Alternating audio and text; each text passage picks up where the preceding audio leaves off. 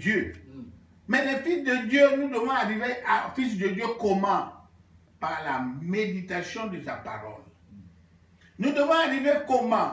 Parce que nous devons garder le cordon ombilical, permettez-moi le terme, il y en a mieux que ça, le cordon ombilical avec notre Père. Le cordon ombilical là, c'est sa parole. Amen. Sa parole qui nous alimente tous les jours, qui nous permet d'évoluer, qui nous permet de grandir, qui nous permet de produire des fruits. C'est une croissance. Mes chers frères et sœurs. Donc nous devons prendre conscience de tout ça. D'être en harmonie avec notre Dieu. Pour nous les chrétiens, à 1 Jean 1,9, il a dit, il est juste et bon pour nous pardonner de nos péchés et pour nous purifier de toute iniquité. Amen. Quand nous péchons, nous demandons pardon. Considérons que nous avons été immédiatement pardonnés et nous continuons la marche avec le Seigneur, avec Dieu. Donc, voilà mes chers frères et sœurs. Nous devons nous regarder.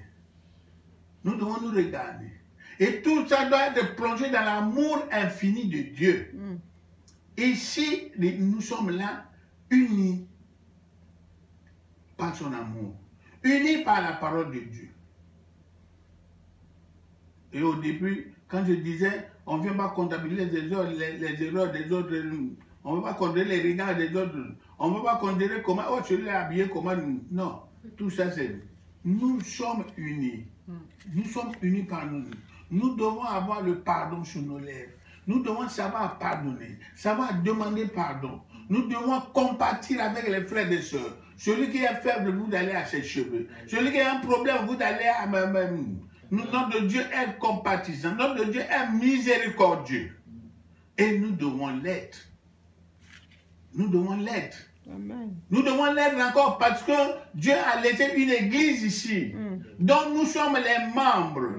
Les membres de l'église, dont lui-même est la tête. Nous sommes partis d'ici. C'est Dieu lui-même, le Père, qui est en train d'alimenter cette église-là.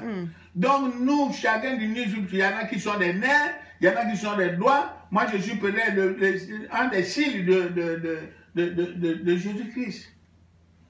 Et vous avez déjà vu notre corps. Quand il n'est plus en harmonie, quand il est en difficulté, quelque part, c'est tout le corps qui souffre. Il faut aller trouver le médecin. D'abord, il te donne le Doliprane pour arrêter les douleurs, et après les scanners et tout le reste, parce que tout le corps ressent. Et nous aussi, quand nous péchons, Jésus ressent, son corps ressent.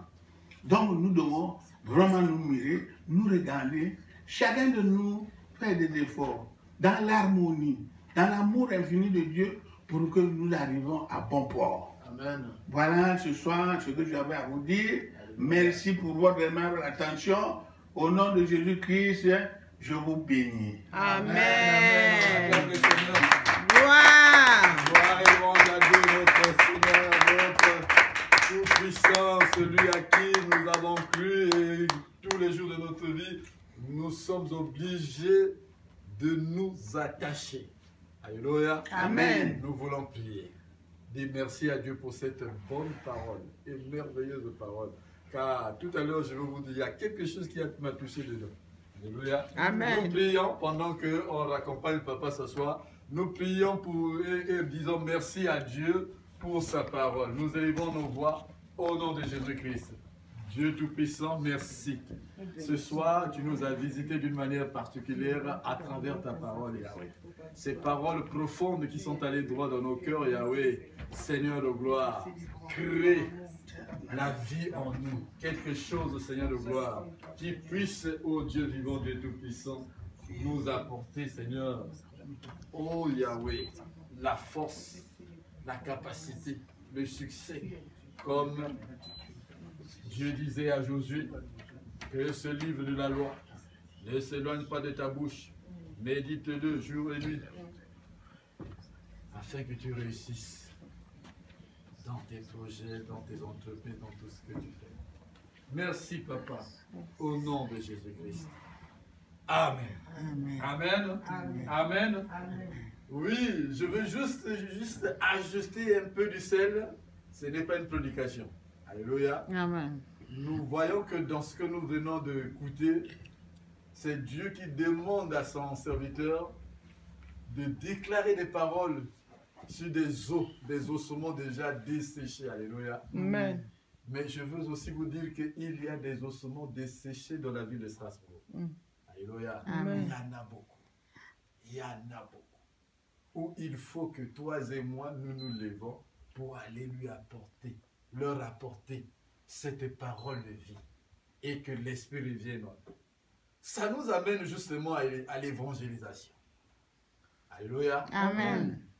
L'Église va grandir parce que lorsque l'homme de Dieu a déclaré des paroles, ses ossements sont revenus à vie, c'est-à-dire la chair a retrouvé, comment on appelle, a collé les os.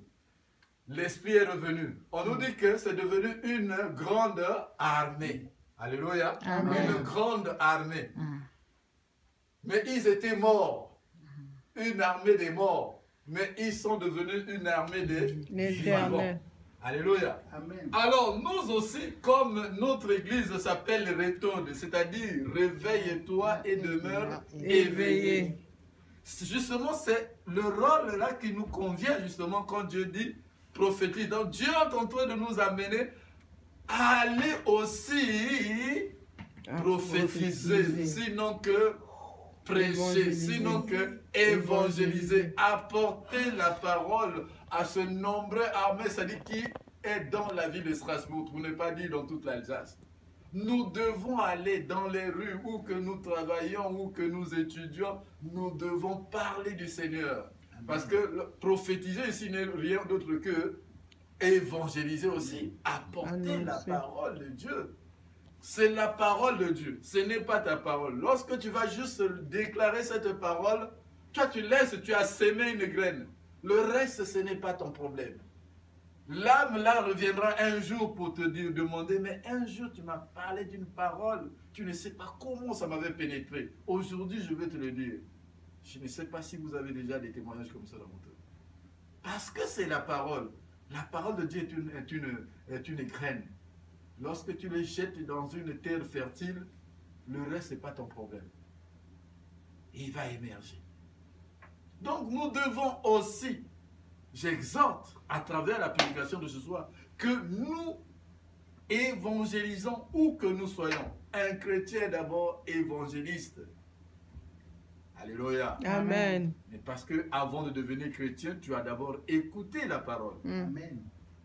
Alors, lorsque tu as écouté la parole, c'est à ton tour aussi de prendre cette même parole qui t'a attiré au Seigneur, d'aller aussi s'aimer dans un cœur desséché ou quoi que ce soit, ou comme on appelle, dans les ossements desséchés, pour que vraiment la parole qui est esprit et vie, justement, amène la vie, c'est-à-dire mettre la vie en eux et les fait lever pour venir dans la maison de Dieu. Et vous allez voir que nous allons grandir. Nous allons devenir une grande église. Alléluia. C'est ce que je voulais ajouter cet après-midi à ce que notre papa nous a donné comme parole. Amen. Prenez conscience que vous êtes responsables et que la parole qui habite en vous, vous êtes le gérant de cette parole pour aller le s'aimer dans un autre cœur. Et si vous voulez voir l'église grandir, si vous voulez voir l'église devenir, c'est-à-dire atteindre des proportions inattendues, vous êtes d'abord l'évangéliste de l'église. Parce que vous avez la sémence de Dieu qui est la parole en vous. Alléluia. Amen. Voilà ce que je voulais dire. Alors, nous allons donner avec joie. Alléluia. Donner au Seigneur. Et nous voulons prendre notre panier d'offrande et le mettre devant nous pour que nous donnons avec joie. Si tu avais prévu quelque chose pour ton Dieu,